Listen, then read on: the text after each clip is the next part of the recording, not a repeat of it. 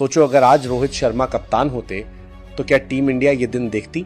New Zealand की team थी C grade, 8 ऐसे खिलाड़ी जिनका इंडिया से कोई अनुभव नहीं, और फिर भी टीम इंडिया सीरीज हार गई। बुमराह बाहर, हार्दिक बाहर, शमी को नजरअंदाज, सवाल बड़ा है। गौतम गंभीर की प्लानिंग क्या थी? 5 खिलाड़ी फ्लॉप और पूरी सीरीज डूब गई। कमेंट में बताओ सबसे बड़ा दोषी कौन? न्यूजीलैंड के खिलाफ यह सीरीज हार नहीं भूलेगा भारत। कैसे इन 5 खिलाड़ियों ने भारतीय टीम का नाक कटवाया और न्यूजीलैंड के खिलाफ टीम इंडिया को 37 सालों के बाद शर्मनाक सीरीज हरवाया।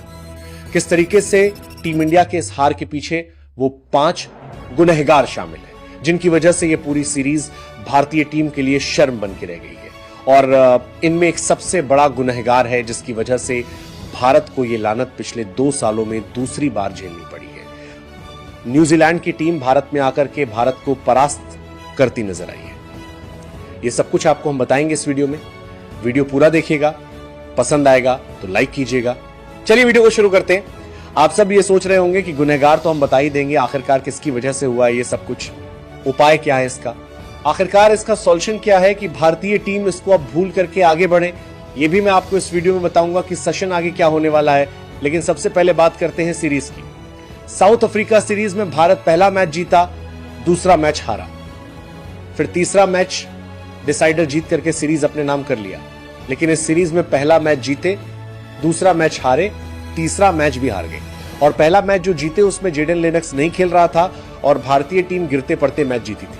मतलब कुल मिलाकर कहा जा सकता है कि न्यूजीलैंड ने जो हमारा 2 साल पहले हमारा टेस्ट सीरीज में किया था, 3-0 से सुपड़ा साफ करके, वो लगभग करते करते रह गई।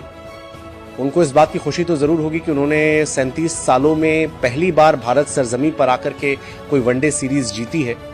लेकिन अब जब पीछे मुड़कर के न्यूजीलैंड की टीम देखेगी तो सोचेगी इतना अच्छा मौका था 3-0 से वनडे सीरीज भी हराने का। लेकिन अब हमें यह सोचने की बारी है कि आखिरकार ऐसा हुआ क्यों कि भारतीय टीम की हालत जो है पस्त होती नजर आई और हम ये सीरीज 2-1 से हार गए। क्योंकि भारत का अगला सीरीज जो है अब इंग्लैंड दौरे का पर होगा। 2027 वर्ल्ड कप से पहले बदलाव जरूरी है क्योंकि इस सीरीज में हार यूं ही नहीं आई। अगर 2 खिलाड़ी भी चल जाते तो भारत जीत सकता था। सबसे बड़ा नाम है कुलदीप यादव, जिनसे हर हाल में विकेट की उम्मीद रहती है। वही इस सीरीज में महंगे साबित हुए, लगभग 8 रन प्रति ओवर। बल्लेबाजों ने उन्हें T20 की तरह खेला। अब सवाल यह है, क्या मैनेजमेंट 2027 को देखते हुए कुलदीप को बाहर कर वरुण चक्रवर्ती को मौका देगी? यह बड़ा सवाल बनता नजर आ रहा है। दूसरा है जडेजा की बात कर लें। जडेजा ने पिछले 6 सालों में एक भी 50 नहीं बनाया है। पिछले 13 सालों में एक भी हाफ सेंचुरी भारत में नहीं है।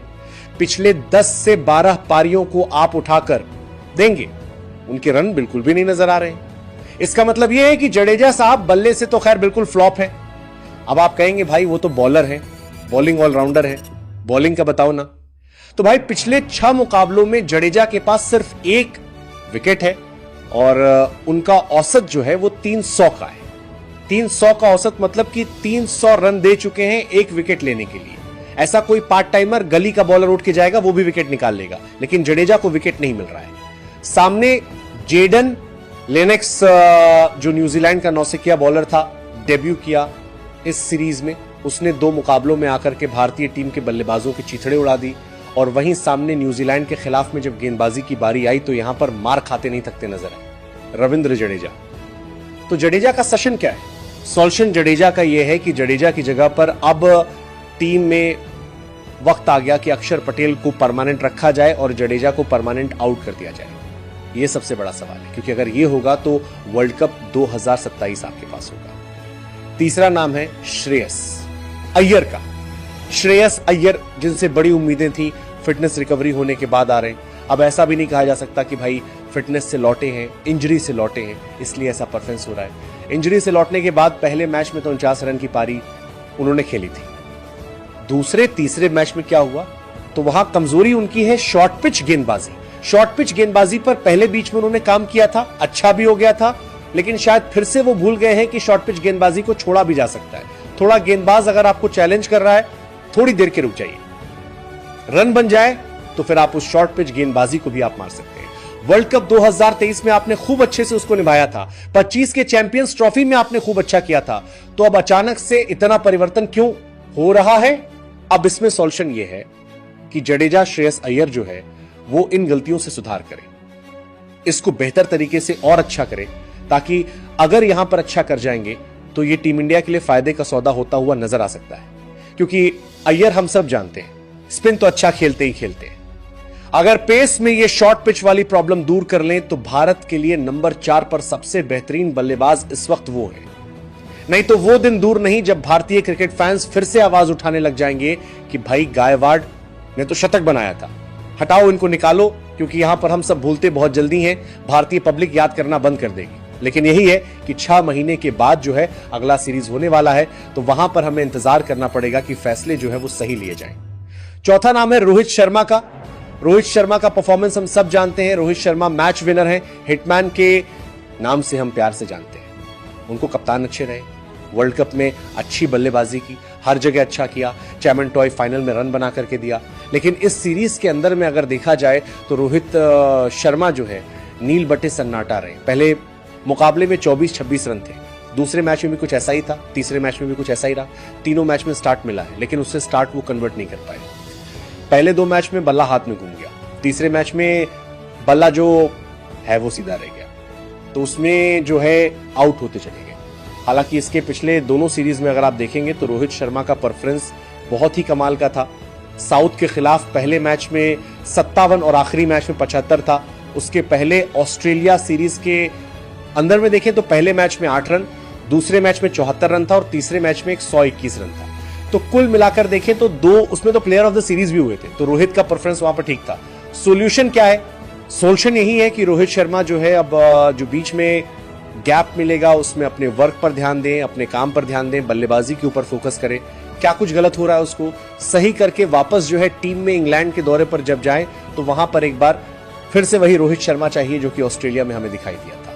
तो रोहित शर्मा के साथ ये सॉल्यूशन है, क्योंकि ये मैनेजमेंट भी रोहित के पीछे पड़ी हुई है हटाने के लिए, क्योंकि अगर हटाए जाएंगे तो फिर कोई और खिलाड़ी भी एंट्री ले सकता है। और पांचवा और सबसे बड़े कल्पिट अगर कोई है, जो मैंने शुरू में कहा था आपको, वो कल्पिट कोई और नहीं है, वो है गौतम गंभीर। ये जितने भी आप रायता फैला हुआ देख रहे हैं सब कुछ गौतम गंभीर कर रहे हैं। टीम में 15 जो चुने जा रहे हैं वो 15 ही खराब चुने जा रहे हैं। शमी क्यों टीम में नहीं है, इसका कोई जवाब नहीं है किसी के पास।